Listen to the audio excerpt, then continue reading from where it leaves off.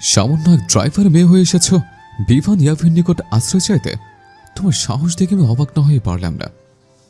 সম্মুখে অবস্থানরত ব্যক্তির কণ্ঠে উচ্চারিত এমন অপমানজনক কথা কর্ণে পৌঁছাতেই চোখ তুলে তাকালো রূপন্তী। সাথে সাথেই চোখের সম্মুখে দৃশ্যমান হলো এক অতি সুদর্শন পুরুষ। পায়ের উপর পা তুলে নির্বিকার ভঙ্গিতে বসে রয়েছে সে। চোখে মুখে কিছুটা ইংরেজদের ছোঁয়া থাকলেও আবার বাঙালিনাও রয়েছে। লোকটা বাঙালিদের তুলনায় ফর্সা, তবে ইউরোপিয়ান ইংরেজদের তুলনায় চাপা। অবশ্য ইউরোপিয়ান ইংরেজদের শরীরের ওই ফ্যাকাশে ফর্সা বর্ণের তুলনায় এই বর্ণটাই অধিক সুন্দর। কিঞ্চিত লম্বা চুলগুলো পড়ে আছে তার ফর্সা কপাল জুড়ে। পরনে ঢিলেঢালা কালো টি শার্ট এবং ছোট প্যান্ট। রূপন্তীর ভ্রু কুঁচকে এলো। আচ্ছা, এটাকে ঠিক কী ধরনের প্যান্ট বলা যায়? 3/4 প্যান্ট? না, 3/4 প্যান্ট তো থাকে হাঁটু অবধি কিংবা তার নিচে, কিন্তু এই প্যান্ট তো আরও ছোট। তবে 2/4 প্যান্ট? সে প্যান্টও কি এত ছোট যে উরুর ফর্সা চামড়া দেখা যাবে?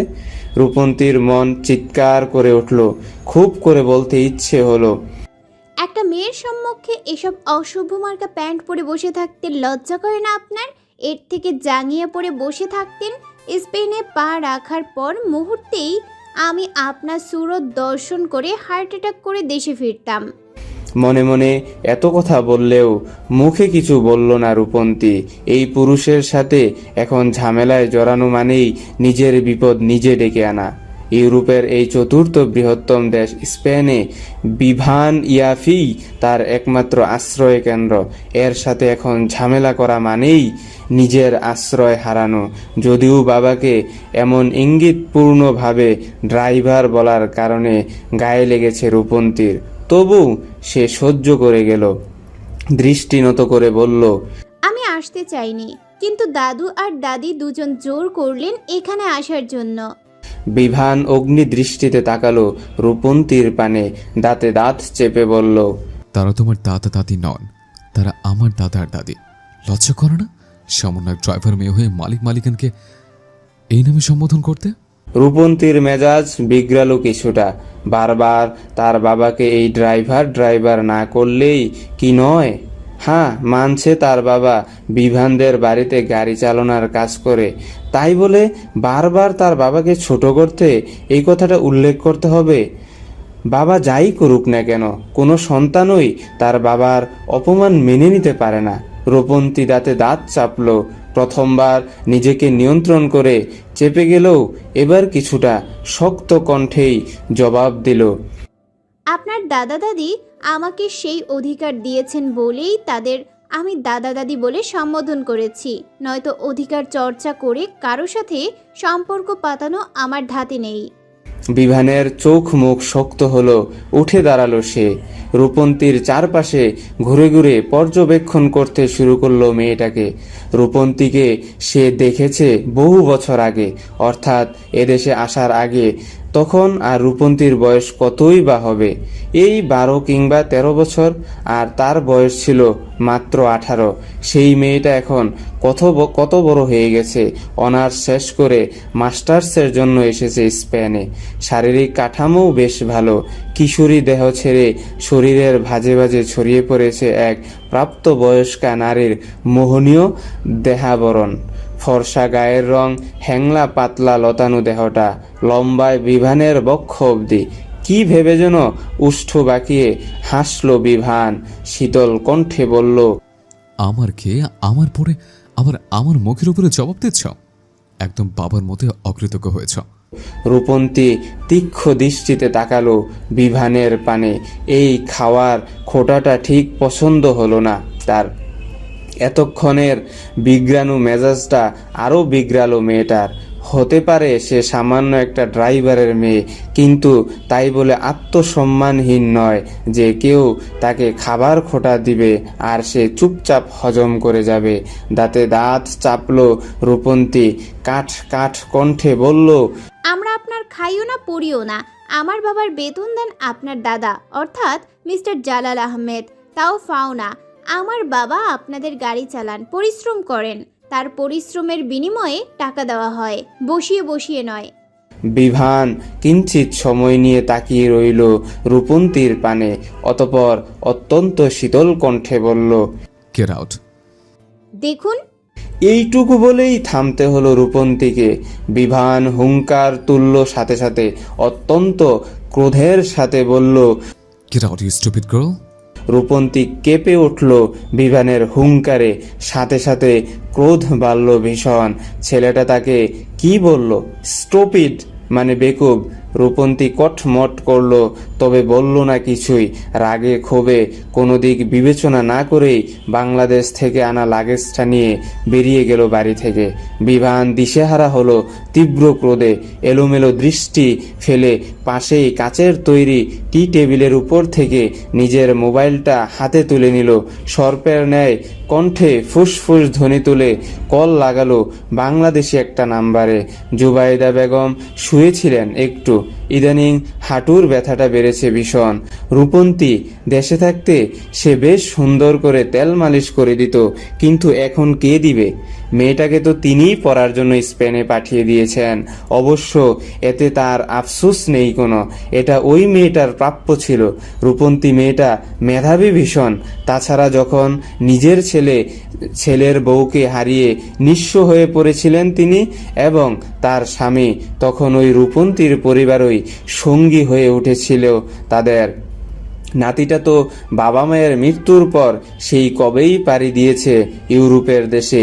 হতে পারে রূপন্তীর বাবা সালাম হোসেন তাদের বাড়ির ড্রাইভার, কিন্তু সে আর তার পরিবার তাদের দুই বুড়ো বুড়ির জন্য যা করেছেন সে হিসেবে এইটুকু কিছুই না। তপ্ত নিঃশ্বাস ফেললেন জুবাইদা বেগম। এর মধ্যেই তার পাশে পড়ে থাকা মুঠোফোনটা বেজে উঠল কর্কশ ধ্বনিতে। চমকে উঠলেন বৃদ্ধা। ইদানিং একটু শব্দেই চমকে ওঠেন তিনি, বুক ধরফর করে। হয়তো বুড়ো হয়েছে তাই। জুবাইদা বেগম পাশের মোবাইলটা হাতে তুলে নিলেন। স্ক্রিনের পানে তাকিয়ে উষ্ঠে হাসি ফুটে উঠল তার নাতি বিভান এতদিন পর কল করেছে। এমনি সময় তো সে কল করলেও রিসিভ করে না। এই যে গত কয়েকদিন ধরে রূপন্তীর কথাটা বলার জন্য কতবার কল করলো, অথচ এবারও ধরল না ছেলেটা। শেষে বাধ্য হয়ে মেয়েটাকে ঠিকানা দিয়ে একা একাই পাঠিয়ে দিতে হলো দূর দেশে। জুবাইদা বেগম কল ধরলেন, প্রফুল্ল চিত্তে বললেন, হ্যালো বিমান দাদু ভাই, কেমন আছিস? বিভান জুবাইদা বেগমের কথার উত্তর দিল না কোনো, সরাসরিই বলল, একটা ড্রাইভারের মেয়েকে টাকা খরচ করে স্পেনে পাঠিয়েছ, তবে পড়াশোনার তাগিদে। বড় আশ্চর্য বিষয় দাদি আপু। কথাটা বলে একটু থামলো বিভান, দাঁতে দাঁত চেপে বলল, আমার কাছে ওকে পাঠিয়েছ কেন? জুবাইদা বেগম কিঞ্চিত রেগে গেলেন বিভানের কথায়, থমথমে কণ্ঠে বললেন, ওর যোগ্যতা ছিল বলেই পাঠিয়েছি। মেয়েটা পড়াশোনায় ভালো, তাছাড়া ভুলে যেও না তোমার বাবা মায়ের মৃত্যুর পর তুমি আমাদের ছেড়ে গেলেও ওরা ছেড়ে যায়নি। আমি আর তোমার দাদা যখন একা হয়ে পড়েছিলাম তখন ওরাই আমাদের দেখেছে। সেই হিসাবে রূপন্তীর স্বপ্ন পূরণ করা আমার দায়িত্ব ছিল। বিভান উষ্ঠ বাঁকালো, তাচ্ছিল্যের স্বরে বলল, দায়িত্ব তা একটা খুনি মেয়ের জন্য? জুবাইদা বেগম চটলেন, থমথমে কণ্ঠে বললেন, ওটা কোনো খুন ছিল না বিভান, ওটা একটা অ্যাক্সিডেন্ট ছিল। বিভান চেঁচিয়ে উঠল, অগ্নিকণ্ঠে বলল, কোনটা অ্যাক্সিডেন্ট ছিল? আমার বাবা মাকে আমার থেকে কেড়ে নেওয়া, ছোট বয়সে আমাকে এতিম করা, আমাকে নিঃস্ব করা, কোনটা অ্যাক্সিডেন্ট ছিল? তুমি এখনো আমাকে সমর্থন না করে সেই খুনিতে সমর্থন করছো দাদি আপু? কথাগুলো বলতে বলতেই বিভান নিজের কান থেকে মোবাইলটা সরিয়ে নিল, তীব্র ক্রোধে ছুঁড়ে মারল কাচের টেবিলের উপর। সাথে সাথেই ঝনঝন শব্দ করে টেবিলটা ভেঙে গেল। বিভান চেঁচিয়ে উঠল, উঁচু কণ্ঠে ডাকল, গার্ডস, গার্ডস! সাথে সাথে দুজন বিদেশি শক্তপোক্ত পুরুষ ছুটে এসে দাঁড়ালো বিভানের সম্মুখে। ইংরেজি বাক্যে বলল, জি স্যার। বিভানের চোখ মুখ শক্ত হলো আরো, আদেশের স্বরে বলল, একটু আগে যে মেয়েটা বাড়ি থেকে বেরিয়ে গেল তাকে খুঁজে বের করে এক্ষুনি এই বাড়িতে নিয়ে আয়। আদেশ পেতেই গার্ড দুইজন দ্রুত বেরিয়ে গেল। বিভান তাকালো ভাঙ্গা টেবিলটার পানে, হিস হিসিয়ে বলল, তোর বাবার করা কৃতকর্মের শাস্তি এবার তুই পাবি। তোর বাবা যেমন আমাকে এতিম করেছে, আমাকে নিঃস্ব করেছে, তেমনি তোকেও আমি নিঃস্ব করব। তোর জীবন ধ্বংস করে দেব আমি। স্পেনে এখন সন্ধ্যা রাত, চারদিকটা রঙিন আলোয় ভরে উঠেছে। লাগেজ হাতে নিয়ে স্পেনের রাস্তায় একা একা হাঁটছে রূপন্তী, আর চোখ ঘুরিয়ে ঘুরিয়ে দেখছে চারপাশটা। কিন্তু এখন সমস্যাটা হলো, সে যাবে কোথায়? তখন রাগ দেখিয়ে বিভানের বাড়ি থেকে চলে তো এলো, একা মেয়ে মানুষ, রাস্তায় ঘুমানো তো আর সম্ভব না। তখন রাগ দেখিয়ে বিভানের বাড়ি থেকে চলে তো এলো, একা মেয়ে মানুষ, রাস্তায় ঘুমানো তো আর সম্ভব না। শুনেছে এসব দেশে রাতে মদ খেয়ে মাতালরা ঘুরে বেড়ায়, আর মাতাল বলতেই তো বুদ্ধিহীন কাপুরুষ সত্তা। রূপন্তী বাংলাদেশে থাকাকালীন সচক্ষে মাতালদের না দেখলেও টিভিতে দেখেছে, একজন মাতাল যা খুশি তাই করে দিতে পারে। যদি রূপন্তীরও কিছু করে দেয় তখন কি হবে? এদেশের হালচাল মানুষজন কিছুই তো চেনে না রূপন্তী। মনে মনে ভয় পেল মেয়েটা। কেন যে সে বাংলাদেশ ছেড়ে ভিন দেশে আসতে গেল কে জানে। এর থেকে নিজের দেশই ভালো ছিল। রূপন্তী ছোটবেলা থেকেই পড়াশোনায় ভালো ছিল বেশ, আর প্রায় বেশিরভাগ ভালো শিক্ষার্থীরই স্বপ্ন থাকে ইউরোপীয় কোনো দেশ বা অন্য কোনো মহাদেশের ভালো দেশে পড়তে যাওয়া। রূপন্তীরও সেই স্বপ্নই ছিল, আর এই কথা একদিন মজার ছলেই সে বলেছিল জুবাইদা বেগমকে।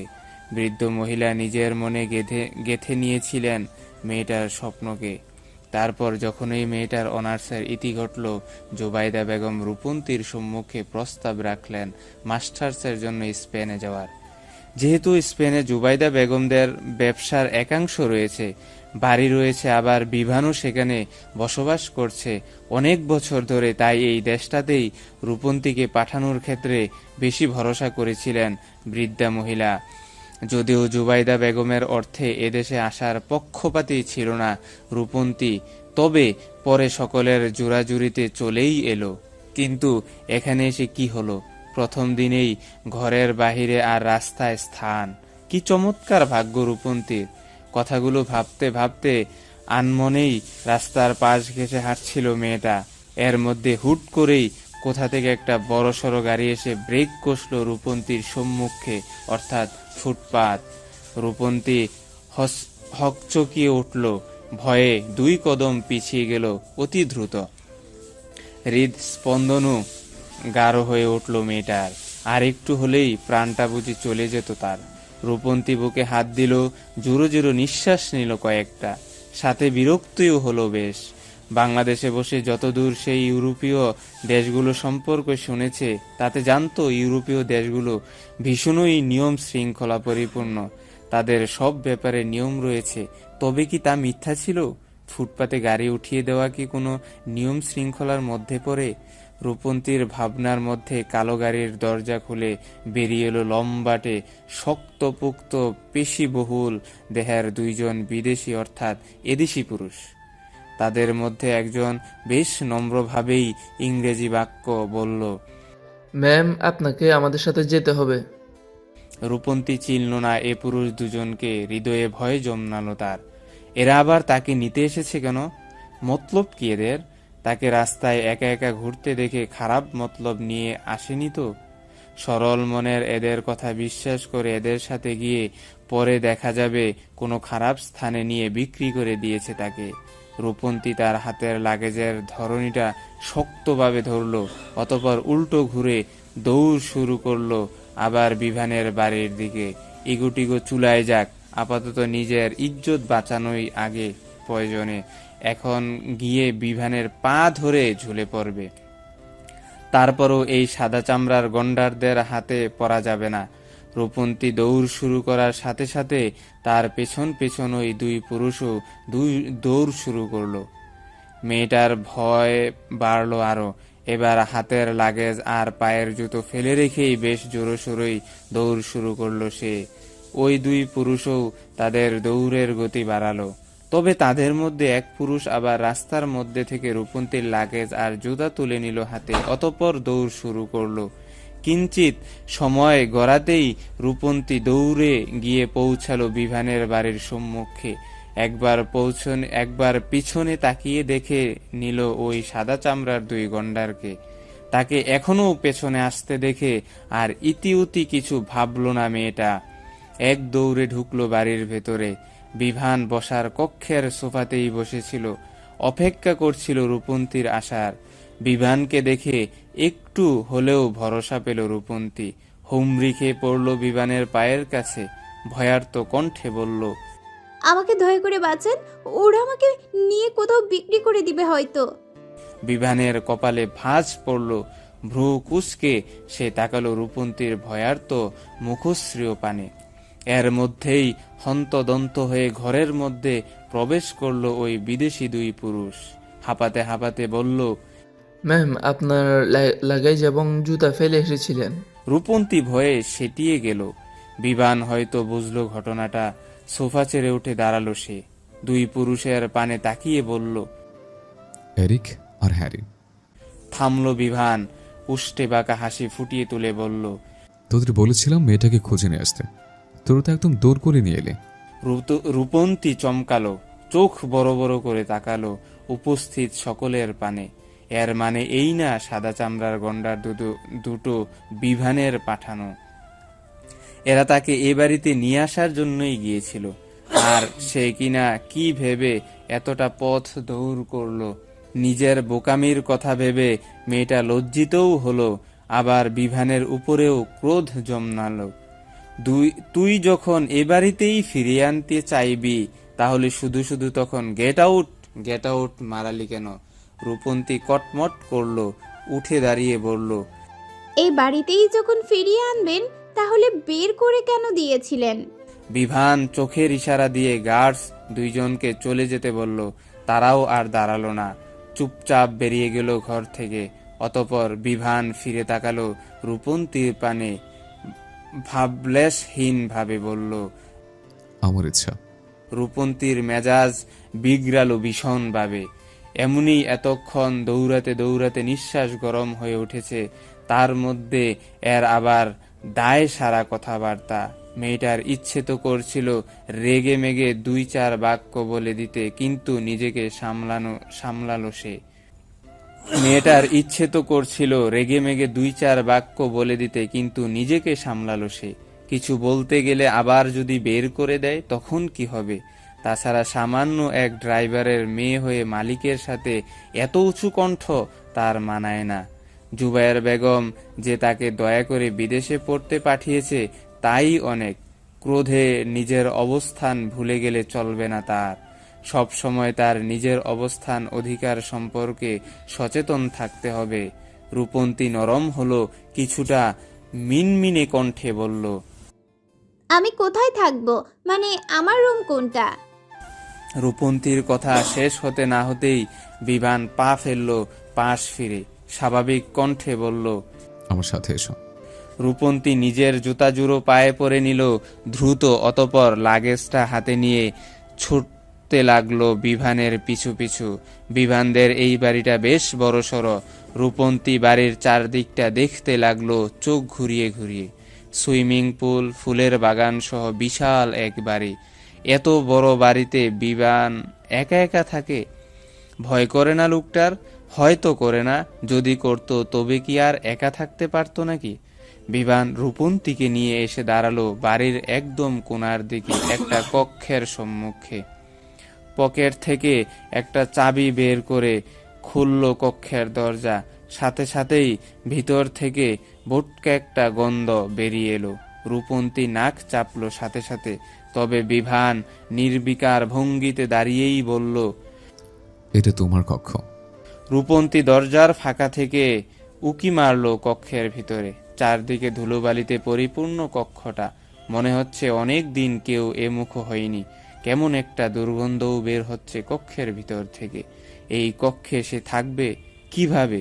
এত বড় বাড়িতে এতগুলো কক্ষ থাকতে তাকে খুঁজে খুঁজে এই কক্ষটাই কেন দিল? রূপন্তী মুখ ঘুরিয়ে তাকালো বিমানের পানে। কিছুটা ইতস্তত করে বলল, এই কক্ষটা নোংরা ভীষণ, আমাকে অন্য কোনো কক্ষ দেওয়া যায় না? বিভান তাকালো রূপন্তীর পানে, ভাবলেশহীন ভাবে বলল। এই কক্ষে থাকলে থাকো, নয়তো অন্য কোথাও নিজের ব্যবস্থা করে নাও। রূপন্তী চারদিকে চোখ ঘুরালো একবার, অতঃপর আবার বলল, বাড়িতে তো অনেকগুলো কক্ষ আছে, ওগুলোর যে কোনো একটা দিন না, এই কক্ষটা ভীষণ নোংরা। বিভান উষ্ঠ বাঁকালো, তাচ্ছিল্য করে বলল, ওগুলো আমাদের মতো মানুষের জন্য, কোনো ড্রাইভার বা তার মেয়ের জন্য না। রূপন্তী অপমানী বোধ করল ভীষণ ভাবে। তার বাবা ড্রাইভার বলে কি তারা মানুষ নয়? এই বিভান তাদের মানুষ মনে করে না। এখন এই নতুন দেশে, নতুন শহরে রূপন্তীর যাওয়ারও জায়গা নেই কোনো। নয়তো এত অপমানের পর সে কিছুতেই এখানে থাকতো না সে। মেয়েটা মনে মনে সিদ্ধান্ত নিল একটু পরিচিত হয়েই সেই কলেজ হোস্টেলে উঠবে।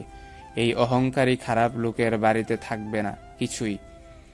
কিন্তু সে পর্যন্ত তো থাকতে হবে, আর তো উপায় নেই কোনো। মেয়েটা পা বাড়িয়ে ঢুকে গেল ওই ধুলোবালি পূর্ণ কক্ষে, ঠাস করে আটকে দিল দরজাটা।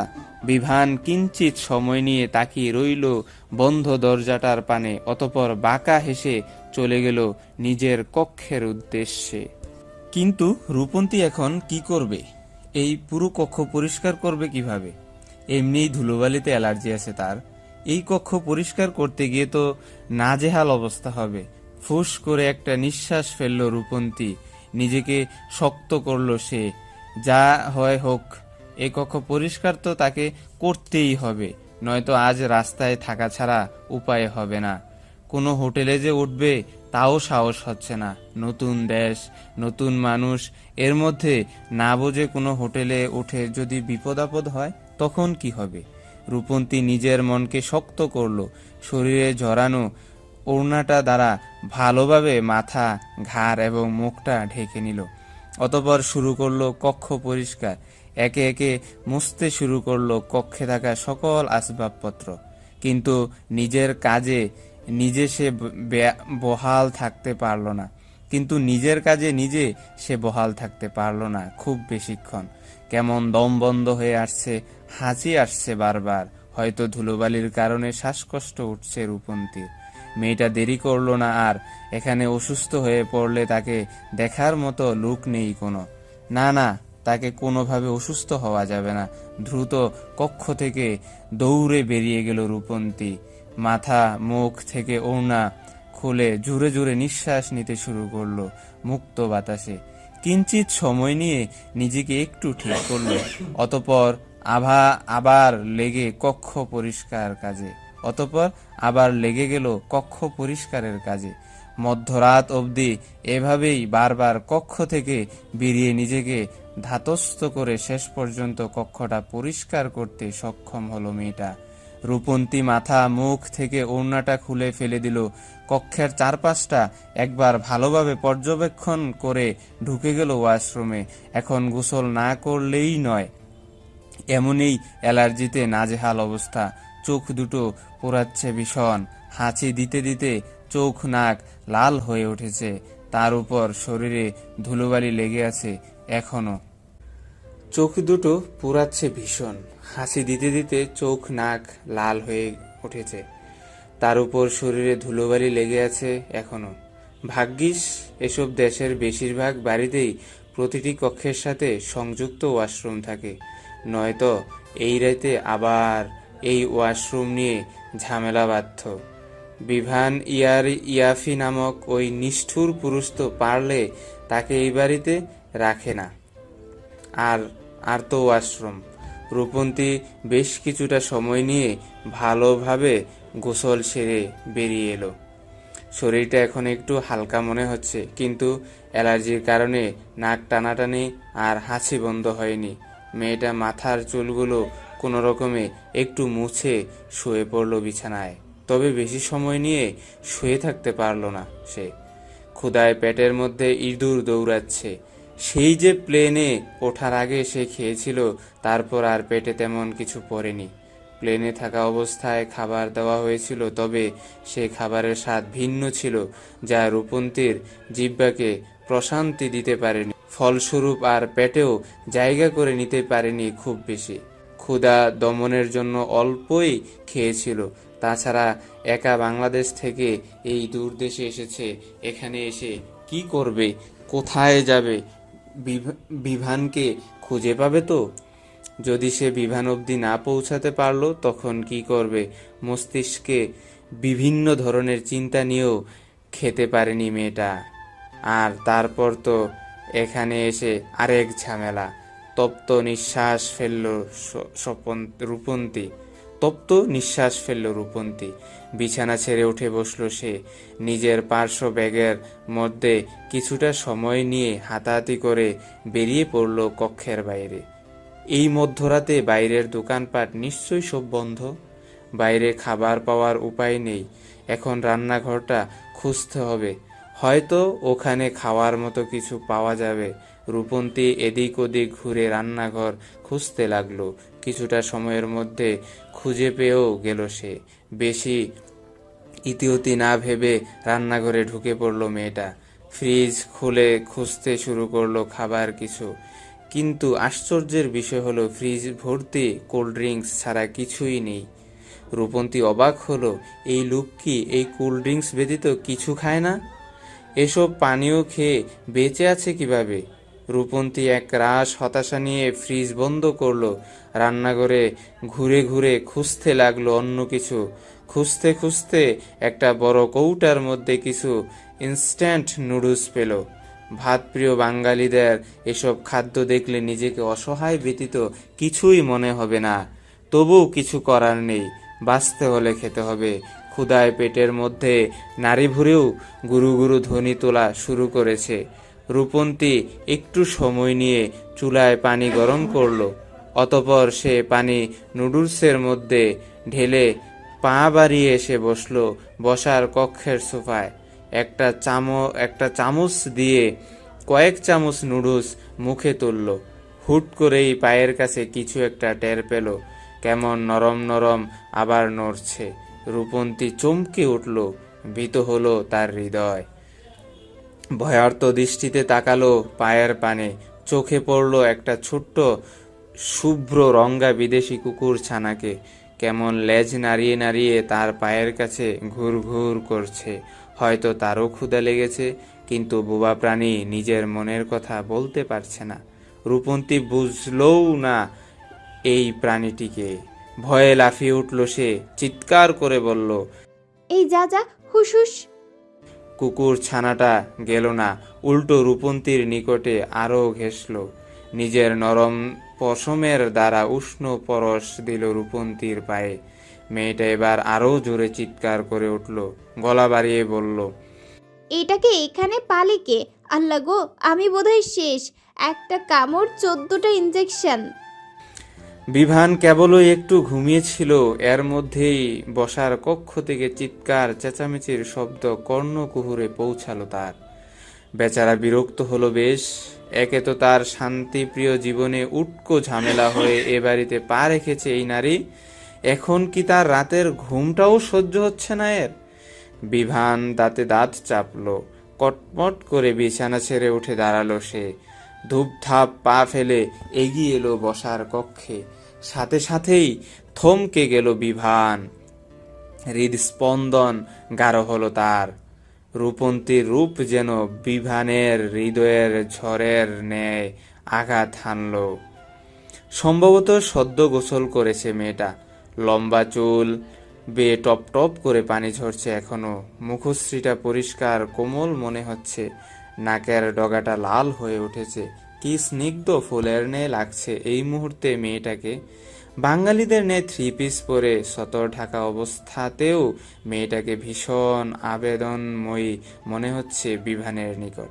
কেমন ঘোর লেগে যাচ্ছে তার এই আকাশ পাতাল ভাবনার মধ্যেই রূপন্তী আবার চেঁচিয়ে উঠল, বিভানের পানে তাকিয়ে বলল, আপনার কুত্তার বাচ্চাটাকে নিন, এটা কামড়ে দিবে আমাকে।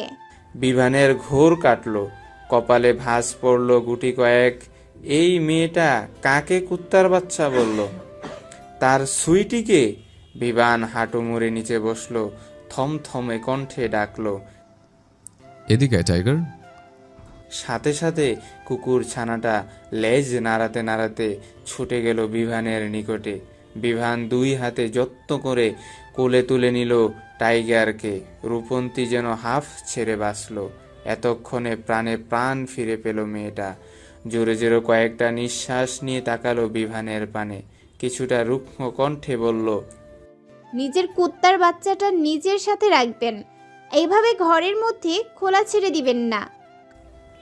বিভান টাইগারকে কোলে নিয়েই উঠে দাঁড়ালো। রক্তচক্ষু নিয়ে তাকালো রূপন্তীর পানে, অত্যন্ত ক্রোধের সাথে বলল, তোমার সাহস হলে কি করে ওকে কুত্তার বাচ্চা বলার? ওর নাম tiger, only tiger, not your কুত্তার বাচ্চা। রূপন্তী ভরকে গেল কিঞ্চিত। বিদেশের মাটিতে এসে এখন কুত্তার বাচ্চাকেও কুত্তার বাচ্চা বলা যাবে না, বলতে হবে টাইগার মানে বাঘ। অবশ্য বাঙালিরা বাঘকে যদি কুত্তার বাচ্চা বলে গালি দিতে পারে, সেখানে কুত্তার বাচ্চাকে টাইগার বলা খুব বড় কিছু নেয়। রূপন্তী চোখ তুলে তাকালো বিভানের পানে, আমতা আমতা করে বলল, ওই তো একই হলো তো। আপনার টাইগারকে আপনার কাছেই রাখুন না, এভাবে ঘরের মধ্যে ছেড়ে দিবেন না। বিভান তীক্ষ্ণ দৃষ্টিতে তাকালো রূপন্তীর পানে, থমথমে কণ্ঠে বলল, আমার বাড়ি, সুতরাং আমার টাইগারকে আমি যেখানে ইচ্ছে সেখানে ছেড়ে দেব, তুমি বলার কে? এইটুকু বলে থামলো বিভান। নিজের কোল থেকে কুকুর ছানাটাকে নিচে মেঝেতে ছেড়ে দিল। বাঁকা হেসে বলল, এখন তো আরো বেশি ছাড়বো। রূপন্তী সাথে সাথে তার নুডলসের বাটিটা হাতে তুলে নিল। ভয়ার্ত চোখ মুখ দিয়ে দৌড় শুরু করলো নিজের কক্ষের পানে। বিভানের উষ্ঠে হাসির ফুটে উঠল। একজন মানুষ যে সাধারণ একটা কুকুর ছানাকে এতটা ভয় পেতে পারে জানা ছিল না তার। যেখানে স্পেনের বিভিন্ন বাড়িতে শখ করে কুকুর লালন পালন করা হয়, সেখানে এই মেয়ে নাকি কুকুর ছানাকে ভয় পায়। বিভান উষ্ঠে হাসি ধরে রেখেই টাইগারকে আবার কোলে তুলে নিল। টাইগার তার জিহ্বা বের করে লোহান শুরু করলো বিভানের হাত। এর মধ্যেই রূপন্তী আবার ছুটে এলো সেখানে। কুকুর ছানার পানে একবার ভয়ার্ত দৃষ্টিতে তাকিয়ে ছটপট করে বিভানের এক হাত টেনে নিল নিজের পানে। দ্রুত সে হাতের উপরে কিছু টাকা ধরিয়ে দিয়ে পেছন ঘুরে আবার নিজের কক্ষের পানে হাঁটা শুরু করলো। যেতে যেতে বলল, আপনার নুডলসের টাকা আবার কখন বলবেন? সামান্য এক ড্রাইভারের মেয়ে হয়ে আমার ঘরের নুডলস কেন খেয়েছ? তাই যা খেয়েছি তার অর্থ পরিশোধ করে দিয়ে গেলাম। চোয়াল শক্ত হলো বিভানের, ক্রোধে দিশেহারা হলো হৃদয়। মেয়েটা কি তাকে অপমান করে গেল? টাকার গরম দেখালো তাকে? সামান্য একটা ড্রাইভারের মেয়ে হয়ে কিনা বিভান ইয়াফিকে টাকার গরম দেখালো। বিভান কোল থেকে নামিয়ে দিল টাইগারকে। রক্তচক্ষু নিয়ে তাকালো রূপন্তীর চলে যাওয়ার পানে। শক্ত কণ্ঠে বলতে চাইল মেয়েটাকে কিছু একটা, কিন্তু তার আগেই রূপন্তী বিভানের দৃষ্টিসীমার বাহিরে নিজের কক্ষে ঢুকে দরজাটাও লাগিয়ে দিয়েছে। বিভান আর সেদিকে গেল না। এর প্রতিশোধ অন্যভাবে নিবে সে। তাকে টাকার গরম দেখানোর জন্য এই মেয়েকে ভুগতে তো হবেই। নতুন দিন, নতুন সকাল। চারিদিকটা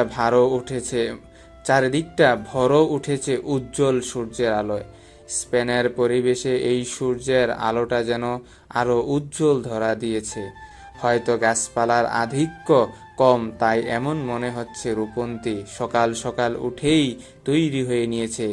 বাইরে যেতে হবে একটু, অ্যালার্জির জন্য ডাক্তারের শরণাপন্ন হতে হবে। বিছানা এবং বালিশের কাভার কিনতে হবে। তার কক্ষে যে কভার ছিল তা ধুলোবালিতে এতটাই নাজেহাল হয়ে পড়েছিল যে ব্যবহারের যোগ্য নয় আর। রাতে কভারহীন বিছানাতেই শুয়েছিল রূপন্তী, কিন্তু আজ যেন না কিনলেই নয়। তাছাড়া দেশে থাকতে একটা পরিচিত এজেন্সির সাথে এখানে এসে পার্ট টাইম জবের জন্য কথা বলেছিল, সেখানেও যেতে হবে। রূপন্তী কারো দয়ার বাঁচতে চায় না। এমনিই জুবাইদা বেগম কম করেনি তার জন্য। তারপরও একবার ভেবেছিল এখানে এসে এই পার্ট টাইম জব নিয়ে বিভানের সাথে কথা বলবে বা সাহায্য চাইবে, কিন্তু তার যা ব্যবহার। তপ্ত নিঃশ্বাস ফেলল রূপন্তী। জাম রঙ্গা একটা 3 পিস শরীরে জড়িয়ে বেরিয়ে এলো বাইরে। আশেপাশে চোখ ঘুরিয়ে খুঁজল গতকাল তাকে আনতে যাওয়া লোক দুটোকে। ওই মানুষ দুটোই এখন তার ভরসা, নয়তো রূপন্তী এখানকার কিছুই চিনে না। ডাক্তার দেখাতে যাক আর বিছানার চাদর, সব স্থানেই একজন পরিচিত মানুষের প্রয়োজন রয়েছে। অন্তত তাকে সব চিনিয়ে দেওয়ার জন্য। রূপন্তী চারদিকে ঘুরতে ঘুরতেই দুজনের দেখা না পেলেও একজনের দেখা পেল। মেয়েটা এগিয়ে গেল সেদিকে, নম্র কণ্ঠেই ইংরেজি বাক্য বলল। আমি একটু হাসপাতালে এবং শপিংয়ে যেতে চেয়েছিলাম, কিন্তু আমি তো এখানকার কিছুই চিনি না। আপনি কি আমাকে একটু সাহায্য করবেন? বিদেশি যুবকটি উষ্ঠ প্রসারিত করল, ভদ্রভাবেই বলল। অবশ্যই। রূপন্তীও কিঞ্চিত হাসল ছেলেটার সাথে, ইতস্তত করে শুধালো। আপনার নামটা? যুবকটি অত্যন্ত ভদ্রতার সাথে জবাব দিল। এরিক। দুপুরের সময় সূর্যটা ইতিমধ্যে আকাশের এক কোণা ছেড়ে মাথার উপরে চলে এসেছে। রূপন্তী আর এরিক মাত্রই তাদের কাজ শেষে দুপুরের খাবার খেয়ে বাড়িতে ফিরল। দুজনে কিছু একটা নিয়ে হাসাহাসি করতে করতে বাড়ির প্রবেশদ্বার থেকে ভিতরের দিকে পা রাখতেই ভেসে এলো বিভানের কণ্ঠস্বর। থমথমে কণ্ঠ সে বলল। ওখানেই দাঁড়া। দুজনে কিছু একটা নিয়ে হাসাহাসি করতে করতে বাড়ির প্রবেশদ্বার থেকে ভিতরের দিকে পা রাখতেই ভেসে এলো বিভানের কণ্ঠস্বর। থমথমে কণ্ঠে সে বলল। দরজার সম্মুখেই দাঁড়িয়ে গেল দুজন। চোখ তুলে তাকালো সম্মুখ পানে। কেমন ফোলা ফোলা চোখ মুখ, কিঞ্চিত বড় চুলগুলো এলোমেলো হয়ে পড়ে রয়েছে বিভানের কপালের উপরে। হয়তো মাত্রই ঘুম থেকে উঠেছে। এই দুপুরে কিনা একজন সুস্থ সবল মানুষ ঘুম থেকে উঠেছে। বড়লোকের সব বিরাট কারবার।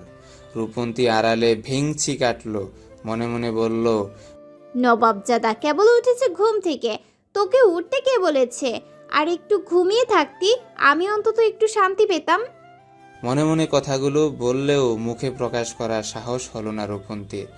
হাজার হলেও সে এখন বিভানের আশ্রয়ে আছে, যাকে এক কথায় বর্ণনা করলে হয় আশ্রিতা। এই মুহূর্তে এর সাথে ঝামেলা করলে নিজেকেই ঝামেলায় পড়তে হবে। পরে না হয় নিজের একটা ব্যবস্থা করে এই বদলুকের মুখে ঝামা ঘষে দিয়ে চলে যাওয়া যাবে। রূপন্তীর ভাবনার মধ্যেই তাদের পানে এগিয়ে এলো বিভান। তীক্ষ্ণ দৃষ্টিতে পর্যবেক্ষণ করলো এরিক এবং রূপন্তীকে। অতঃপর এরিকের পানে তাকিয়ে কড়া কণ্ঠে ইংরেজি বাক্যে শোধালো। কোথায় গিয়েছিলে? এরিক মাথা নুইয়ে নিল, নতস্বরে জবাব দিল। রূপন্তীর সাথে গিয়েছিলাম, ওনার কিছু কেনাকাটা ছিল আর তাই আর কি। বিভান এরিকের হাতের পানে তাকালো, দেখলো বেচারার 2 হাত দখল করে রয়েছে কিছু সরঞ্জাম। তবে তার হৃদয়ে গাঁথল না। তার হৃদয়ে শুধুমাত্র একটা শব্দই আঘাত হানল। আপাতত তা হলো রূপন্তী। এরিক মেয়েটার নাম ধরে ডাকছে এবং খুব সাবলীলভাবেই কণ্ঠে নামটা উচ্চারণ করছে। এইটুকু সময়ের মধ্যে দুজনের মধ্যে এমন কি কথা হয়েছে বা তারা এমন কোনো সম্পর্কে আবদ্ধ হয়েছে যে নাম ধরে ডাকাডাকি পর্যন্ত চলে গিয়েছে? ড্রাইভারের মেয়েটা কি এখন তার গার্ডকে হাত করার চেষ্টা চালাচ্ছে? বিভান নিজের উষ্ঠ বাঁকালো, কিছুটা রসিয়ে রসিয়ে বলল। কাল পর্যন্ত ছিল ম্যাম, আজই একটু সময়ের মধ্যে হয়ে গেল রূপন্তী। ভালো উন্নতি হয়েছে দেখছে। এরিক এলোমেলো দৃষ্টি ফেলল, আমতা আমতা করে বলল। না মানে। এইটুকু বলেই থামতে হলো তাকে। বিভান থমকে উঠল, গলা বাড়িয়ে বলল। তুই আমার কার্ড নাকি সামান্য ড্রাইভারের মেয়ের কার্ড? তোকে কে বেতন দেয়? কার কাছে জিজ্ঞেস করো তুই মেয়েটার সাথে গিয়েছিলে? এর সাথে যাওয়ার জন্য আমার কাছে একবার অনুমতি চেয়েছিলে? এরিক জবাব দিল না কোনো। বিভান হুঙ্কার ছাড়লো আবারও, তেজস্বী কণ্ঠে বলল। বল, আমার কাছে কোনো মতে নিয়েছিলে? এরিক কেঁপে উঠল, মাথা নাড়িয়ে জবাব দিল। না। বিভান দাঁতে দাঁত চাপল, শক্ত কণ্ঠে বলল। তাহলে গিয়েছিলে কেন? আবার কলির ন্যায় এর কিনে আনা জিনিসপত্র বহন করছিস? রূপন্তীর এ পর্যায়ে রাগ লাগলো একটু। তখন থেকে এসে এর চোটপাট দেখে যাচ্ছে, কিন্তু কেন? তাদের অন্যায় কোথায় যে চোটপাট দেখাবে? এই দেশে নতুন এসেছে রূপন্তী, স্থান পরিবেশ মানুষ সব কিছুই তো তার অজানা। এমন পরিস্থিতিতে এরিক তাকে একটু সাহায্য করছে, ব্যাস এইটুকুই। নিজে তো সাহায্য করবেই না, অন্য একজন করলেও দোষ। রূপন্তী ফুঁসে উঠল, কড়া গলায় বলল। উনি আমাকে সাহায্য করতে গিয়েছিলেন, মানুষ হিসেবে মানুষকে সাহায্য করতেই পারে, এটাই স্বাভাবিক। সবাইকে কি আপনার মতো কুচক্রী ভেবেছেন নাকি? বিভানের চোখে মুখে ক্রোধের আভা ছড়িয়ে পড়ল, তবে সে উত্তর দিল না রূপন্তীর কথার। একবার মেয়েটার পানে তাকালো না অবধি, দৃষ্টি এরিকের পানে নিবদ্ধ রেখেই কঠিন কণ্ঠে বলল। তোর এই মাসের বেতন বন্ধ। প্রত্যুত্তরে এরিক প্রতিবাদ করল না বিন্দুমাত্র, বরং মাথা দুলিয়ে বিভানের কথায় সম্মতি প্রকাশ করে রূপন্তীর কেনা সামগ্রী সমূহ তাকে বুঝিয়ে দিয়ে বেরিয়ে গেল বাড়ি থেকে বাইরে। রূপন্তী অবাক হলো, মাস শেষ বেতনটা সবারই ভীষণ আকাঙ্ক্ষিত। বেতনের আশায়ই তো মানুষ চাকরি করে। কেউ এই বেতন দ্বারা নিজের পরিবার চালায়, কেউ নিজেকে চালায়। অথচ এই লোক এরিকের বেতন বন্ধ করে দেওয়ার পরও কিছু না বলে, কোনরূপ প্রতিবাদ না করে সে নীরবে চলে গেল। আশ্চর্য তো! তবে ঘটনাটা তখন তার জন্য ঘটেছে, তখন উত্তরটা সেই দিবে। তাকে সামান্য একটু সাহায্যের জন্য অন্য একজন মানুষের পুরো 1 মাসের বেতন কেটে নেওয়া হবে, এটা মোটেই মানা যায় না। তাকে সামান্য একটু সাহায্যের জন্য অন্য একজন মানুষের পুরো 1 মাসের বেতন কেটে নেওয়া হবে, এটা মোটেই মানা যায় না। রূপন্তী ফুস করে একটা নিঃশ্বাস ছাড়ল, এরিকের সাফাই দিয়ে বলল। ও বেচারার কি দোষ? ওকে আমি বলেছিলাম আমার সাথে যেতে, এর জন্য আপনি ওর বেতন কেটে নেবেন? একই ধরনের বর্বরতা। বিভান শীতল দৃষ্টিতে তাকালো রূপন্তীর পানে, ঠান্ডা অথচ গম্ভীর কণ্ঠে শোধালো। আমি কি করব না করব তা তোমার কাছে জিজ্ঞেস করতে হবে? কে তুমি? সাধারণ এক ড্রাইভার মেয়ে? দেখুন আপনি কিন্তু। তোমার মতো 2 পয়সার মেয়ের সাহস কি করে হলো আমার কর্মের কৈফিয়ত চাইতে এসেছ? পুনরায় বিভানের হুঙ্কার কেঁপে উঠল রূপন্তী, সেই সাথে অপমানিত বোধ করল বেশ। কাল থেকে তো শুধুমাত্র ড্রাইভারের মেয়ে করে এসেছে, এখন আবার বলছে 2 পয়সার মেয়ে। বাক্যটা আঘাত করল রূপন্তীর হৃদয়ে। চোখের কোণে অশ্রু কণার আবির্ভাব ঘটল না চাইতেই। লোকটা এসেছে পর থেকে তাকে অপমান করেই যাচ্ছে, কখনো বাবাকে নিয়ে, কখনো তাকে নিয়ে। নিহাত বিপদে পড়ে এখনো এমন এক লোকের ছায়াতলে আছে, নয়তো কখনো এর মতো মানুষের সাথে থাকতো না। রূপন্তীর আর তর্কে জড়াতে ইচ্ছে হলো না। সে যা নিয়েই তর্কে জড়াক না কেন, এই লোক ঘুরিয়ে ফিরিয়ে তাকে এবং তার বাবাকেই অপমান করবে। রূপন্তী চুপচাপ হাতের সরঞ্জাম নিয়ে পা বাড়ল বাড়ির ভেতরের দিকে। ঠিক তখনই আবার মুখ খুলল বিভান, থমথমে কণ্ঠে বলল। দাঁড়াও। রূপন্তী থমকে দাঁড়ালো, বিভানের পানে না তাকিয়েই জবাব দিল। আবার কি? কোথায় যাচ্ছ? জাহান্নামে। রূপন্তীর রুক্ষ কণ্ঠস্বর বিভান পাত্তা দিল না ততটা, বরং সে পূর্বের স্থান থেকে সরে এসে বেশ আয়েশি ভঙ্গিতে বসল সোফায়। ভাবলেশহীন ভাবে বলল। আমার জন্য রান্না করে রেখে তারপর যেতে ইচ্ছা যাও। রূপন্তী ভ্রু কুঁচকালো, বিভানের পানে ফিরে তাকিয়ে বলল। আমি রান্না করব কেন? তাহলে তোমাকে কি আমি আমার বাড়িতে বসে বসে খাওয়ানোর জন্য রেখেছে? আমার এত বড় আলিশান বাড়ির এক কক্ষে তোমার মতো এক ক্ষুদ্র ড্রাইভারের মেয়েকে থাকতে দিয়েছে, এর মূল্য তো তোমাকে চোকাতে হবে। তাই না? সুতরাং আমি ভেবেছি তোমাকে এই বাড়িতে থাকতে দেওয়ার পরিবর্তে তুমি আমাকে রান্না করে খাওয়াবে। অর্থাৎ আজ থেকে তুমি আমার বাড়ির রান্নার লোক। থামলো বিভান, আবার বলল। কথাগুলো রূপন্তীর গায়ে লাগলো ভীষণভাবে, তবে উত্তর দিল না কোনো। ভেবে দেখলো এই মুহূর্তে রান্নার কাজটা করাই তার জন্য ভালো হবে। অন্তত এই লোকের খোঁটা থেকে তো বাঁচতে পারবে।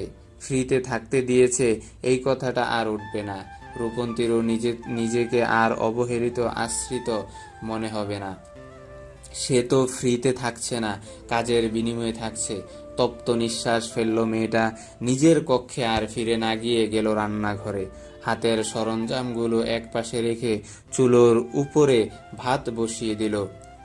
ভাগ্যিস কাল রাতে এখানে নুডলস ব্যতীত আর কিছু না পেয়ে আজ বাজার থেকে চাল ডাল সবজি নিয়ে এসেছিল, নয়তো এখন রান্না কি করত। আবার যদি রান্না কি করব তা নিয়ে কোনো প্রশ্ন করত, তাতেও দু চার কথা শুনিয়ে দিত।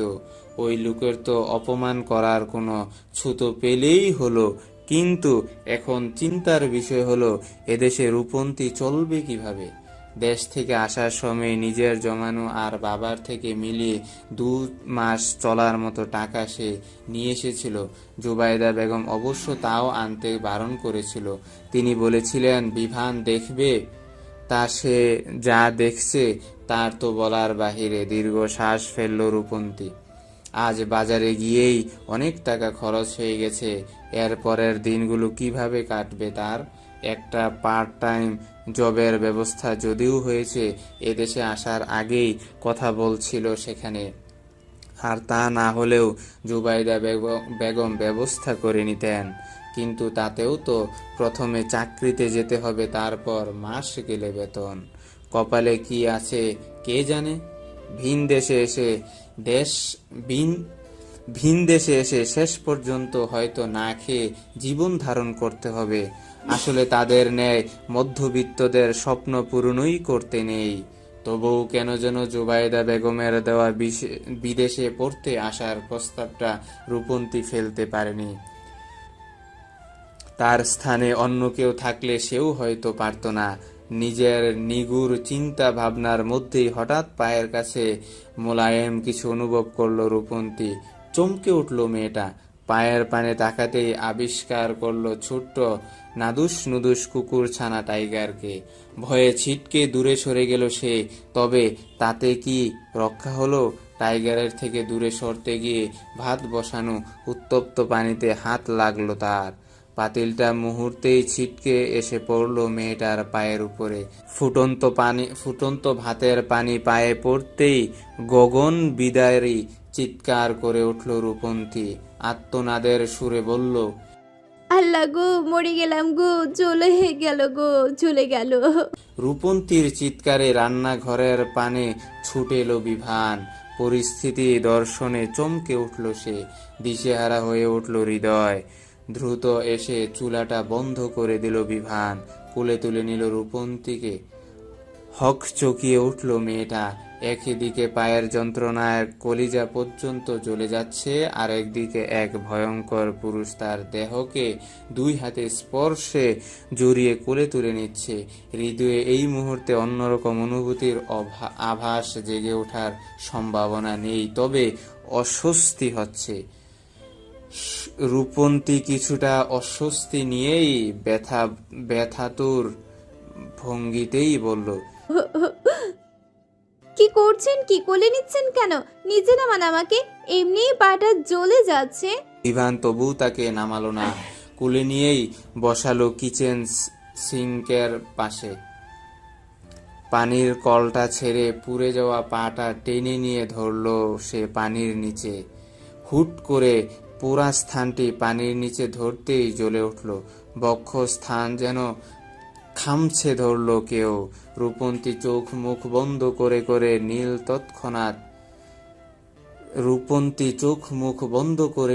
তৎক্ষণাৎ। দিক বেসিক শূন্য হয়ে হাত বাড়িয়ে শক্ত করে জড়িয়ে ধরল বিভানকে। থমকে গেল বেচারা।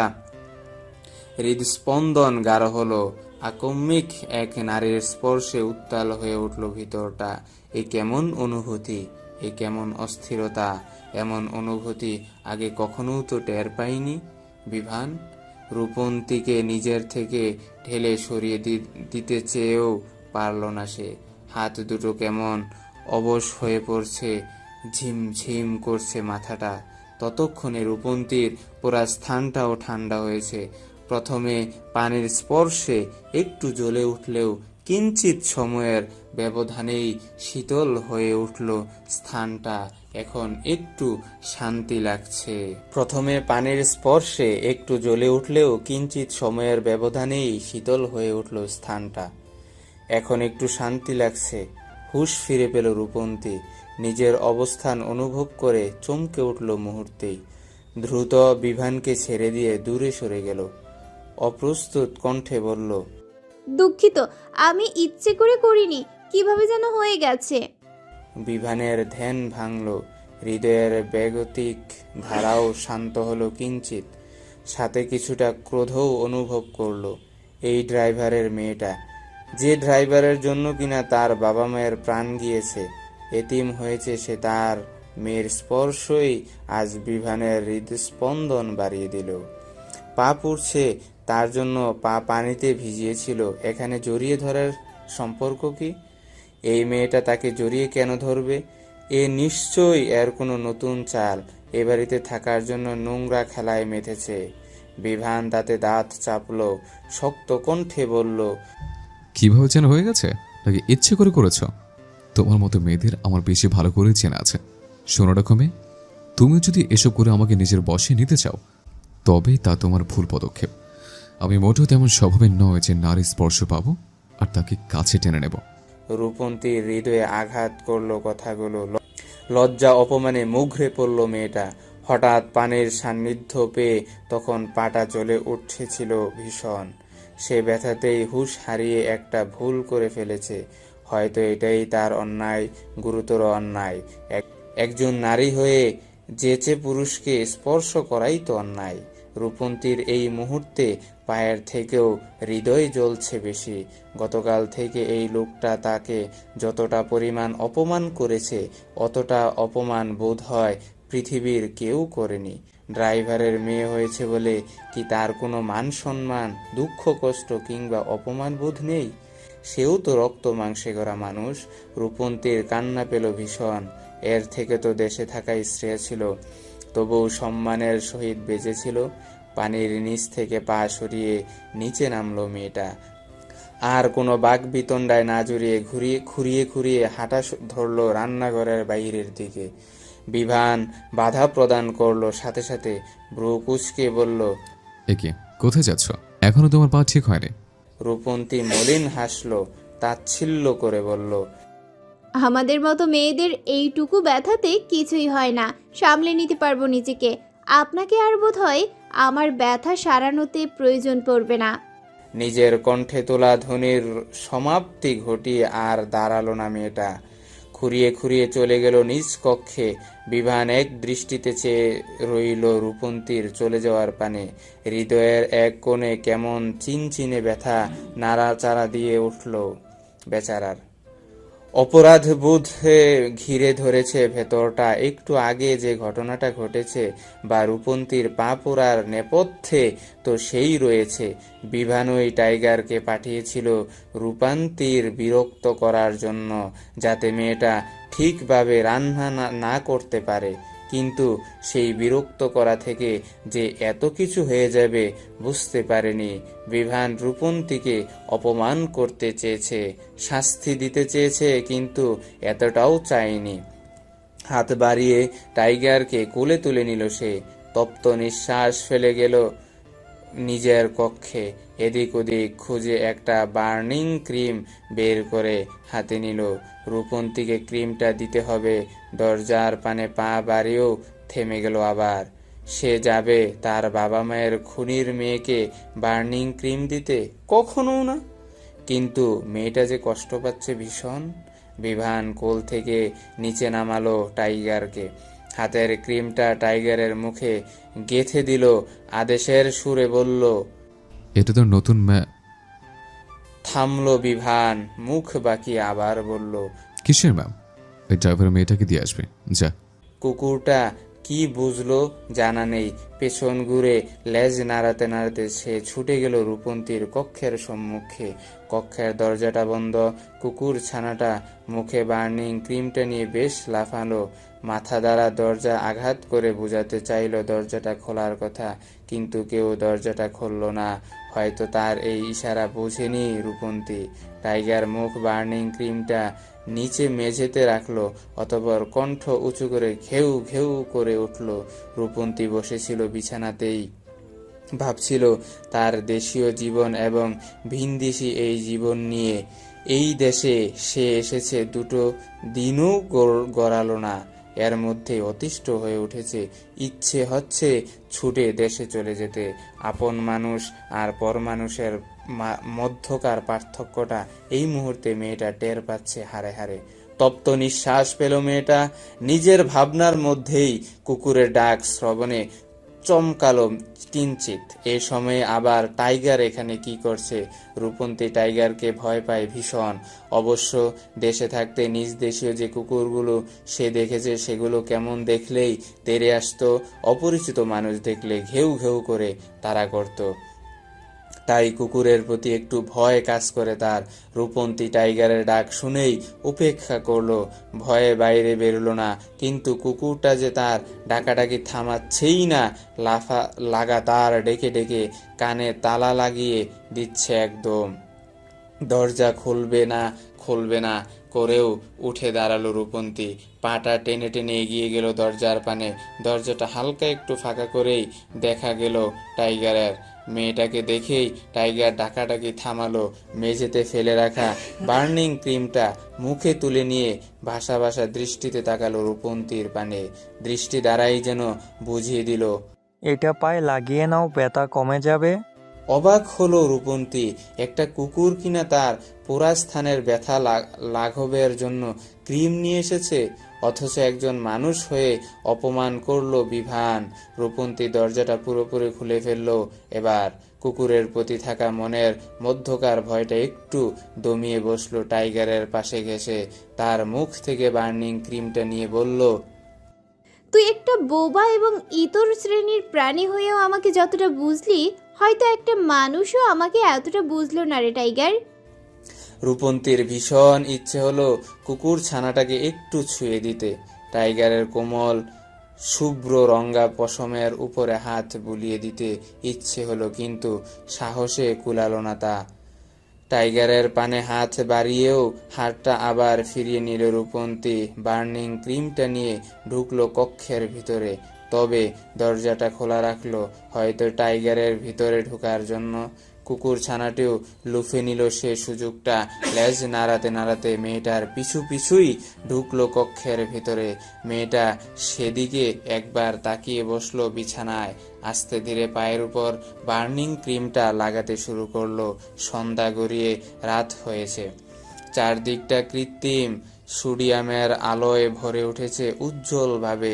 দিনের সূর্যের আলোর ন্যায় উজ্জ্বল না হলেও রাতেও উজ্জ্বল এ শহর। রাস্তার ল্যাম্পপোস্টের আলো, বাড়িঘর, দোকানপাটের উজ্জ্বল আলোয় রাতেও কেমন ঝলমল করে। ভিন দেশের এ শহর। রূপন্তী সেই দুপুরের পর আর কক্ষ থেকে না বেরুলেও এ পর্যায়ে বেরিয়ে এসেছে বাইরে। খিচুড়ি বানাচ্ছে। পা ব্যথা নিয়ে দাঁড়িয়ে দাঁড়িয়ে ভাত তরকারি রান্নার মতো শক্তি তার নেই, তাই ডালে চালে মিশিয়ে অল্পতে খিচুড়ি বসিয়ে দিয়েছে। সেই যে দুপুরে এরিককে নিয়ে বাইরে খেয়ে এলো, তারপর আর এখন অবধি খাওয়া হয়নি কিছু। ক্ষুধাও রেখেছে বেশ। দুপুরের কথা স্মরণে আসতেই রূপন্তীর স্মরণে এলো এরিকের কথা। ছেলেটাকে তার জন্য কতটা বিপদে পড়তে হলো, বেতনটা পর্যন্ত কেটে নিল বিভান। তাকে সাহায্য করে এত কিছু সহ্য করলো ছেলেটা। এরিককে অন্তত একটা দুঃখিত বলা উচিত রূপন্তীর। নিজের বানানো খিচুড়ি 2 প্লেটে বাড়লো মেয়েটা। অতঃপর প্লেটগুলো নিয়ে পা বাড়ালো বাইরের পানে। এরিক বাগানের এক পাশে পায়চারি করছিল, হয়তো পাহারা দিচ্ছিল চারিদিকটা। রূপন্তী প্লেট দুটো নিয়ে গিয়ে দাঁড়ালো বাগানের এক পাশে অবস্থানরত সিমেন্টের তৈরি টেবিল চেয়ারের পাশে। প্লেট দুটো টেবিলের উপরে রেখে গলা উঁচিয়ে ডাকলো, এরিক, এরিক। এরিক থমকে দাঁড়ালো, রূপন্তীকে দর্শনে ছুটে এলো তার নিকট, কিছুটা চিন্তিত কণ্ঠে শুধালো। পায়ে কি হয়েছে আপনার? দুপুরে তো দেখলাম ভালো। রূপন্তী উষ্ঠ প্রসারিত করলো, খাবারের পানে ইশারা করে বলল। তেমন কিছু না, বসুন আপনি, আমি নিজের হাতে রান্না করেছি, খেয়ে দেখুন কেমন হয়েছে। এরিক খাবারের পানে তাকালো, চোখ দুটো চকচক করে উঠল তার, উৎসুর কণ্ঠে জিজ্ঞেস করলো। বাঙালি খাবার? রূপন্তী মাথা নাড়ালো। এরিক আনন্দের সহিত বসলো চেয়ারে, প্লেটে রাখা চামটা হাতে নিতে নিতে বলল। I like Bengali food. একদিন স্যারের মামি এসেছিল, তখন খেয়েছিলাম। স্বাদটা যেন এখনো মুখে লেগে আছে।